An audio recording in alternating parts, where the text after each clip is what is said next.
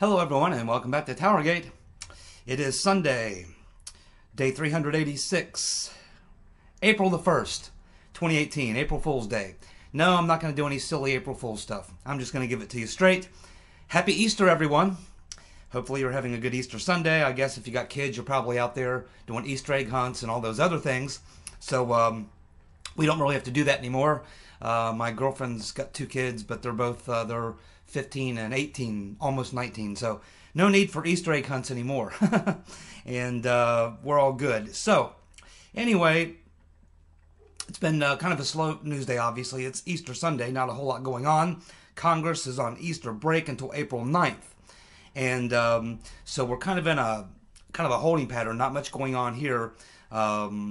For the next probably week or so, things are going to be pretty quiet. We're in that lull period prior to the Inspector General report coming out and prior to the return of Congress back to Washington. Now, as you know, when they left, on the way out the door, they sent over a subpoena to the FBI, which they said they're going to enforce. And that led Sessions to go pound on Chris Wray's door and tell him, hey, I'm tired of the subpoenas. I'm getting tired of the stonewalling. It's becoming a real problem. You need to get it done. At which point we learned that Christopher Wray doubled the number of FBI agents going through that material. And so we'll see when Congress comes back on April 9th. Goodlatte is expecting to have the remaining portion of the 1.2 million documents that they requested available to him. And I'm pretty sure he's talking about unredacted pages of this information, not continuing to get names redacted and on dates redacted and things and such. They want it all, and they want it clean, not redacted. So we will see on April 9th when they return back to Congress whether or not Wray and Sessions have complied, and Rosenstein obviously. If they have not, then I think we will see Nunes and Goodlatte and Grassley. I think we will see them probably begin to start taking a vote to impeach these three guys. And it's something that they really don't want to go through. It probably wouldn't be successful because I don't think they can get 2/3 of the votes they need in the Senate. But they could probably get to 51% in the House and create a lot of problems for Wray and Sessions and Rosenstein that they don't want to deal with. So anyway, they're applying all the pressure they can, and we'll see if that turns out to produce and then bear fruit for them when they come back on April 9th. That's the next date we're looking at. And then, of course, we expect the first report from the IG to come out sometime, anytime here in the month of April. I don't think that there can be any more delaying of that either. It was supposed to come out in January, then March. Now it's April. I don't think that they can drag their feet on that anymore. I think Congress is pretty much at their end of the rope, and as well as millions of Trump supporters like all of us who've been watching this, and you know, it's time. What we don't need, everybody calling for a special prosecutor, this prosecutor, a special counsel, this, that, name it anything you want, spin it any way you want, whatever. It's not that we need a prosecutor or a special counsel. What we need is prosecutions. Prosecutions. There is already so much evidence, they don't need to go in and do a bunch of investigation. In fact, on the Clinton Foundation stuff, all they need to do is read Schweitzer's book and the other guy, what's his name, Ortel, read the two books that those guys have written, and all the work's been done for them. These guys have already done the legwork. Just verify it. If they just verify what is in the works of Ortel and Schweitzer, there's a overwhelming case for pay-to-play and charity fraud. It's there. The evidence is there. These things have been going on for a long time. It's not that we need another prosecutor, a counsel, or whatever. What we need is prosecutions, not prosecutors. We already have prosecutors. Apparently Mr. Huber is a prosecutor. Rosenstein is a prosecutor. Sessions essentially is a prosecutor. Got a bunch of them there at the DOJ. But unfortunately, a lot of them are complicit in the crimes. That's why people are calling for an outside special counsel, and I agree. Hard to have the FBI and the DOJ investigate themselves. And even though we say John Huber, he's from the outside, he's from Utah, yes, yes, yes. We all know that. But as you've seen from Goodlatte and Grassley and even Gowdy and others, that's not quite what they were talking about. They want someone outside the DOJ. I agree. Unfortunately, right now, we have to take what we can get. I agree with them as well that eventually we are going to get a special counsel. I don't see how they can avoid it unless they try to completely roll this thing. And I just don't think they can because, as I've said before, there's too much information already out in the public domain. And eventually, Nunes, Grassley, and Goodlatte are going to get the remaining 98% of texts and documents that they've requested, and when they do, the case will be overwhelming. Maybe it's trying to, run out the clock, drag it out, whatever the case may be. I just don't think they can drag it out that long. It's too far to go. If it was a few weeks, maybe, but we're talking months, 3, 4, 5, 6 months, and they've drug it on this far. I just don't think they can go drag it out any farther. I think we are getting to the point where everyone's patience has just about run out, and the pressure is building. So I think that we're going to learn a lot here in the next couple of weeks. But there were a couple appearances this morning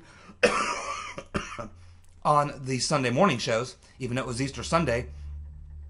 Goodlatte did a very short interview with Fox, and he basically reiterated the point I just made, which is that, this John Huber prosecutor is a step in the right direction, but I think at the end of the day, we're going to end up needing a special counsel. That's what Goodlatte just said this morning to Fox News. Then we had Daryl Issa, who was on with Maria Bartiromo on Sunday Morning Futures, Easter Sunday morning. He did a little bit longer interview, and he said the exact same thing. He said, Huber coming from Utah being outside is better than nothing, but he said still, he's part of the Department of Justice. He has all these people that the Inspector General has, 450, close to 500 investigators and former prosecutors and things who have already been working on this for a year and a half. So he walks right in and he's got all this evidence that's already there. It's just a matter of him sifting through it and making recommendations or whatever. Now, this is pretty much everybody's pretty much on the same track on this. And I would agree with all this. I mean, no, I would prefer to have just appoint a special counsel who's not part of the Department of Justice. Plenty to choose from. It's a big country. We have prosecutors all over the country that are not involved in D.C. They're not involved in that swamp. And we could do better. But we have to take what we can get right now. But ultimately, I think it is going to lead to a special counsel, unless Huber and the IG surprise us, which would mean the IG comes out, releases his report, the first report, and it shows all the abuses and criminal violations, and then we see Huber start dropping indictments. That's what we all expect to see. And if we don't see that, I think that you are going to see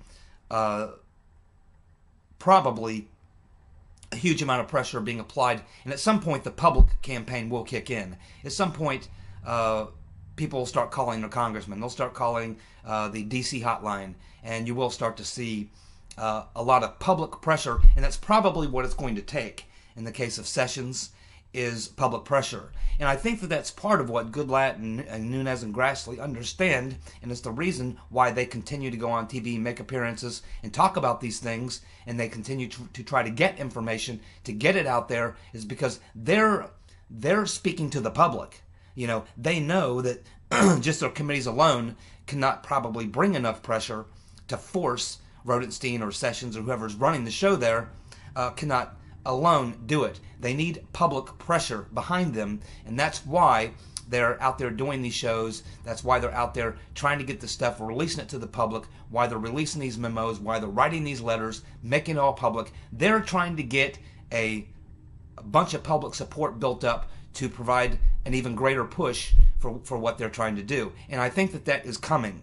Again, everyone, I think, is sitting back waiting for the IG report and then to see if Huber acts on the IG report, and I think that that's when the rubber is going to hit the road. And at that point, people are going to say, okay, Huber has launched some indictments. The IG report did point out all these things, showed criminal activity. Huber's now indicting there's a grand jury, the whole 9 yards. Then we say, okay, let's continue moving forward and see where this goes. But if what we get is something that looks a lot like a cover-up, or more delays, or like they're not really taking this seriously, at that point I think the public and these committee members will have reached the absolute end of the rope, I being one of them. That will be it for me. I really can't play this game anymore. At that point, the IG report comes out. If it's a farce, and if we don't see Mr. Huber begin to launch criminal indictments, at that point I'm going to be convinced this is just another delay tactic and another way to cover it all up, and that'll be it for me. I'll be burning up the phone lines to my congressmen, to my senators, to the hotline in D.C., to the Attorney General's office, and it will be time to go on a massive campaign to contact your congressman by letter, by email, by phone, and to start applying serious public pressure. Let them know that we're fed up with it. We're not putting up with it anymore. It's time to prosecute. We don't need prosecutors. We need prosecutions. Most of the evidence is there. We know the FBI fixed the email investigation. We know the Rotten Reverend destroyed 33,000 emails under subpoena. We know that the FBI gave Hillary a so-called interview, which they didn't record, apparently didn't take any notes, apparently didn't put her under oath, and apparently she answered a lot of questions with "I can't remember" and "I can't recall." They also allowed Cheryl Mills to be in. They allowed her to have 5 attorneys, and one of them was one of the people who would be subject to the investigation. You don't do that. They allowed and gave immunity to at least 4 people that we know of. One of them was complicit in destroying those emails when he knew they were under subpoena. We had Pagliano, who wouldn't even come and talk to them. He should have been arrested. He was part of a crime. We have Mr. Stone Tier out there in Colorado basically saying, yeah, I knew that these emails were under subpoena, but I was being told by Clinton's lawyers to go ahead and destroy them anyway. And we had Clinton telling us, well, you know, I destroyed all those emails because they were about yoga and Chelsea's wedding. Oh, and my lawyers are the ones who made that decision. I mean, you know, no one else would get away with that. She destroyed multiple digital devices, removed SIM cards, smashed them with hammers. I mean, the amount of obstruction of justice, destroying evidence that was under subpoena, is just unprecedented. I've never seen anything like it. We know they fixed the email investigation for the Rotten Reverend Clinton. We know that she destroyed evidence that was under subpoena. There's no question about that. And this is what the first IG report is supposed to deal with. We have enough evidence. We don't need a prosecutor. We've already got plenty. What we need is prosecutions. Rodenstein or Sessions could prosecute this stuff. They don't need an outside special counsel. But we have to have one because we can't trust these guys to do the right thing. All at the same time, they allow Mueller to do a witch hunt based on no evidence whatsoever, and other than the phony dossier which they created. He's not interested in looking at the abuses of the FISA court. We know about the setups. We know who was involved in all of that. I've never seen so much evidence that didn't produce arrests and convictions, prosecutions. Never seen anything like it. So the witch hunt continues against Trump, while the crimes of the Rotten Reverend and the previous administration go completely, apparently, unchecked. And so this is why I have reached the end of my rope, and why I think a lot of you have as well. And that would include Gowdy, Grassley, and Nunes. They've reached the end of their rope, as well as many others in the Freedom Caucus. They're done. That's why I say I find it almost impossible to believe that Horowitz is going to be able to drop some sort of a weak report on us that doesn't find any crimes and only points out misconduct, and that the so-called prosecutor from Utah, Mr. Huber, looks at it all and says, okay, well, you know, there's some things that probably shouldn't have happened, but we'll just go ahead and let them handle it internally with disciplinary actions within the IG and the FBI, with the DOJ and the FBI, and just let them handle that in an administrative way. No, that's not going to work. Not going to fly. No way. I won't put up with it, and I know most of you won't either. I'm losing my patience. So we'll see on April 9th, when Congress comes back, whether or not they have produced the documents that have been subpoenaed and what action is taken if they don't. And we will wait and see. That first IG report is going to tell us everything that we need to know. Now, a couple other things. I've had some pretty good comments left in the comment section in the last 2 videos, including some pretty good links. And I've actually had a little more time in the last couple of days than I normally have to actually go and look at these links. I can look at links on just about anything people leave, as long as it's not too much. If it's like a 45-minute or an hour-long video, I don't always have that kind of time.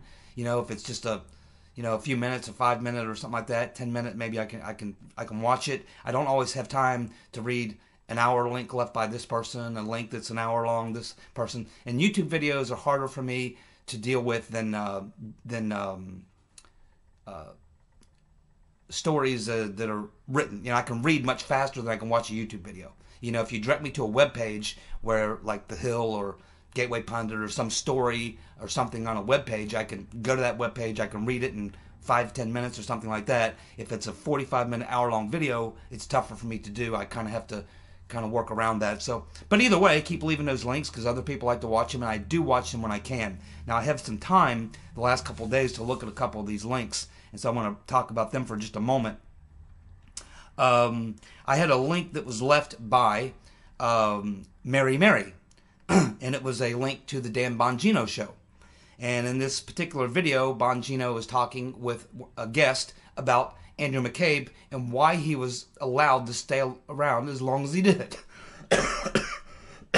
This is something that we've talked about before, but just to reiterate this point once again, which a lot of people have suggested, explains why McCabe and Strzok and Page and Orr and some of these people are still around and why others are not. I'll get to that in a minute. But specifically, the reason that Bongino, and the point that Bongino is making here, is that if they would have let McCabe go a long time ago, then they really can't talk to him anymore. He no longer works at the FBI. And if they do want to talk to him, he can simply plead the Fifth and they get no information whatsoever because he don't have to talk. But as long as he's not fired and he is an employee of the FBI, he does have to talk to the Office of Professional Responsibility, the FBI sort of internal group. He does have to talk to the IG. He does have to talk to anyone who may be asking him questions because he's still an employee of the FBI. So it was not criminal questioning, it was administrative, and that's the difference. That's why he couldn't really plead the Fifth. Although he could say, well, I'm not going to tell you anything, you know, that type of thing. He couldn't really plead the Fifth, but he could essentially say, I'm just not going to talk or whatever, at which point they say, okay, you're fired. And then they would probably, and they probably did tell his lawyers prior to that, hey, we've got some things here that are a real problem. Here's an opportunity for your client to McCabe, our employee here, to clean this up and clear some of this up. And if he doesn't talk, he said, well, I'm not going to talk to you anyway. Then they can say, okay, well, you're fired. And all this stuff that you don't want to clear up, we'll just go ahead and assume that it's all criminal activity, which is what we suspect anyway. And we'll go ahead and not only will we fire you, you can expect tomorrow that we'll have the FBI out at your house tomorrow morning, raiding through your house, taking every file and document that we want, including all your computers, all your personal devices, and then we're going to indict you and arrest you.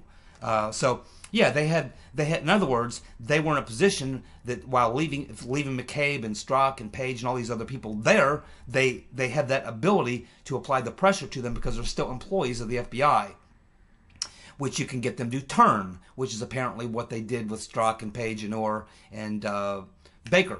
But you know, McCabe has never been all that cooperative, and of course he did lie, and that's what he was forced to do. He was forced to lie, and that's why he's in the state he's in now. And this is why we should see a criminal indictments against McCabe. Multiple cases. You know, anyone else that lies to the FBI one time gets indicted. McCabe lies to them 4 times, and he's still walking around a free man, raising $500,000 online for his criminal defense. Because he knows he's going to need criminal defense. Because he knows he's going to be charged with crimes. Many that we haven't even talked about or have not been revealed yet. So I think that was a very good link from Mary Mary, if you want to check that out. I think it was on TowerGate Day 385. It's a very good link. You can listen to the entire thing. I think it's like 44 minutes long. I went to the point in the video that she points out, which is the 23:20 mark, where they actually have this discussion. I listened to about 5-7 minutes of the discussion, and it's pretty much something we've talked about before. It explains why some of these people are still at the FBI and why the others have been fired. It's because you still have access to them when they still work for the FBI as employees. You can still question them through an administrative function as opposed to a criminal function, in which case they're just going to plead the fifth and not talk to you. So that is some explanation there. Very well done by Dan Bongino, who's doing a very good job on his new program. And good guy, straight up guy. And thanks to Mary for leaving that link. We had another link that was left by Kate, which is certainly worth commenting on. And she was asking my thoughts on Tom Fitton, and the Judicial Watch. Now, I'm a subscriber to Judicial Watch. They do a lot of videos. They have a lot on their website. You have to have a couple hours a day just to follow it all the time, everything they do. So I don't have that kind of time. But I do watch pretty closely Fitton and Clayman, and I keep up as much as I can. And she was referring me to a link with Tom Fitton doing an interview with Fox and asking, I guess, my thoughts on it and a couple specific things. Well, my thoughts in general on Fitton is that he is definitely a pessimist. Whenever you see him on these shows, he's the most pessimistic guy there. And there's a good reason for that. Fitton is not just a guy like me or other YouTube guys who just look at stories and analyze things and such. Fitton is a guy who's actually involved in hand-to-hand combat on the front lines with the enemy every day. At any one time, he has dozens of lawsuits against the FBI and the DOJ, State Department, and others. They lie to him. They lie to him and basically laugh at him. They refuse to turn over documents for his FOIA request, and so he sues them. And so you can understand why Fitton is so negative about everything and so pessimistic, because he's a guy who's actually dealing with his people in hand-to-hand combat every day on the front lines in the through the legal system, and he, you know, doesn't have a lot of confidence. He doesn't seem to have. He doesn't really like the idea of this John Huber prosecutor. It doesn't satisfy him. He thinks it's just more delay and that type of thing. So he's not impressed at all by Mr. Huber or anything like that. And I understand why. Because again, his personal experience with the people that we're dealing with has been very, very negative. And that's why he's so pessimistic. I understand it. He also pointed out that Sessions said that the reason he wouldn't appoint a special prosecutor or special counsel is because he said that Sessions is making the argument that it requires something extraordinary. Well, Tom Fitton makes a fantastic point here. I mean, is there anything more extraordinary than what we have seen coming out of the FBI, the DOJ, the State Department, possibly the CIA, the Director of National Intelligence, their collaboration with the media, with Confusion GPS, with possibly the Obama administration? Well, actually, we know for sure now the Obama administration, the Clinton campaign. I mean, is there anything any more extraordinary than that? We've had all these guys fired. We've had people moved, demoted. I mean, the top people at the FBI and the DOJ. We have the Comey leaks, the Comey memos. Leaked 7 memos that contain classified information. He's still walking around a free man. That's pretty extraordinary for the FBI director. And then to come out and admit it in open hearings and then walk out a free man. We have Strzok and Page and the insurance policy and all the other things they talked about, covering up, admitting to leaking stories to the media, admitting to planting stories in the media. That's pretty extraordinary. The firings of McCabe, of Comey, and what's her name, Silly Sally Yates. The others have been moved who have quit, who are not cooperating. We have the Congress. Their reports, the Nunes memo, which pointed out the crimes involved in what was done to go get the FISA court to approve surveillance on Carter Page, Paul Manafort, and likely Jared Kushner as well, and Roger Stone. So we have the Grassley letter as well, showing that somebody lied, either Christopher Steele or the FBI lied about what his communications with the media. So yes, Fitton points out, makes a very good point. Sessions says there's not an extraordinary situation that would require it? Are you kidding me? Is there any more extraordinary situation you've ever seen in your life? An attempted deep state coup of a president-elect and then president, and then the attempted cover-up and stonewalling and delaying and the attempt to get to the bottom of it all. There is nothing more extraordinary I have ever seen in my life. This is what Fitton points out, and he's correct in doing so. We have the hard evidence. We have the hard evidence. Then there was another link. So thank you very much, by the way, Kate. That link is also, I believe, on either part 1 or part 2 of, and actually it might have been day 384. You might have to check. It's either TowerGate 384 or 385, which was 2 parts. You'll find that link from Kate with that interview with Tom Fitton on Fox, and you can hear him lay out the following points. So very well done, and yes, I am a big fan of Tom Fitton. So thank you very much, Kate. We had Brewster, which gave us a fairly long rant, which he does from time to time, and they're always very good, very well worth reading. And in this particular rant, Brewster laid out a link to a story in The Hill, which talks about what it specifically focuses on is this investigation into the Clinton Foundation being conducted by this U.S. attorney in Little Rock. But he points out a very good thing in this article, which is that you're running into an issue now with statute of limitations being 5 years. And so this thing cannot go on very much longer, or a lot of the crimes that he could be looking at could be outside the statute of limitations. And which means the Right Reverend Clinton could walk scot-free again because they would have dragged it on too long. Again, as the point has previously been made, all they need to do is take Schweitzer's book and Ortel's book, verify the facts in those books, and there you have your case for prosecution. You don't need to dig anymore. Those guys have done the legwork. Now, if you can quickly find some other things or whatever, then go ahead. But the fact of the matter is, as is pointed out in this Hill story, the statute of limitations is about to run out. It's time to go. It's time to prosecute. It's time to shit or get off the pot, Mr. Prosecutor down there in Little Rock.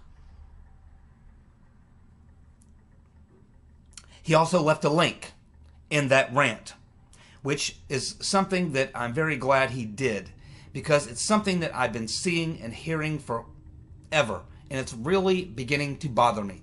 And what I'm talking about, and what this link refers to, and this is to a YouTube video. It's a YouTube video where they're talking about various federal agents, former FBI, DEA, various other types of federal police, detectives, other people who have had to work with various field offices, FBI field offices across the country. Because we're being told, well, you know, you have this FBI field office in Little Rock, and so they're separate. They're outside of Washington, so they're clean.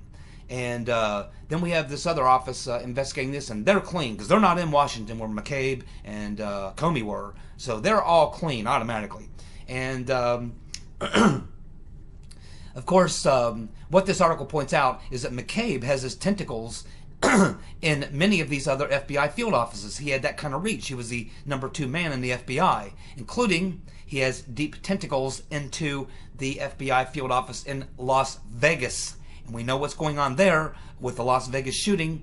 We know what kind of cover-up operation that is. We still don't know what the hell happened in Las Vegas.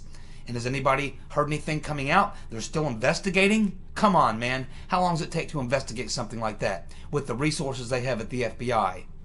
We'll never get the truth if we rely on them. And McCabe had connections to that FBI agent who's heading up the investigation into the Las Vegas shooting. The Las Vegas FBI field office, according to these individuals who've worked with them, who are federal agents themselves, have said that that place is a complete corrupt ball of crap, and that it's totally corrupted, and don't look for any truth or anything to come out of that investigation in Las Vegas, because the Las Vegas office is totally corrupted. They also point out that the worst FBI field office in the country is located in Connecticut and New Haven, where there's unbelievable corruption and all kinds of things that go on. And they talk about, this DEA agent's talking about this, he says, man, we have dealt with those people. They go after their own agents. They follow their own agents. They destroy the lives of their own agents if they attempt to blow the whistle on the massive corruption and dirty deals that are going on within that office. And this one DEA agent says that it's well known in the Northeast that this is the most corrupt field agent office the FBI has in the entire country. But they also talk about the fact that McCabe has ties there. And another office where McCabe has deep ties is this office in Little Rock, Arkansas, which is supposed to be looking into the Clinton Foundation while the statute of limitations is running out. And apparently McCabe has connections there too.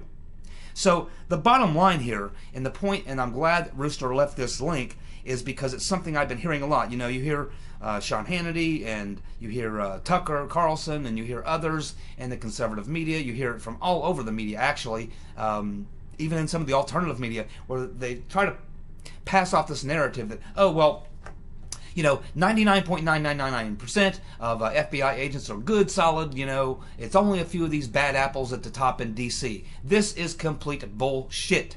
Anyone who will just do a research study on corrupt FBI practices, you'll find that there's tons of corrupt things that have been going on at FBI field offices all over this country. It's not just in Washington, D.C. And a lot of the stuff that comes down to these field offices comes from inside Washington, D.C.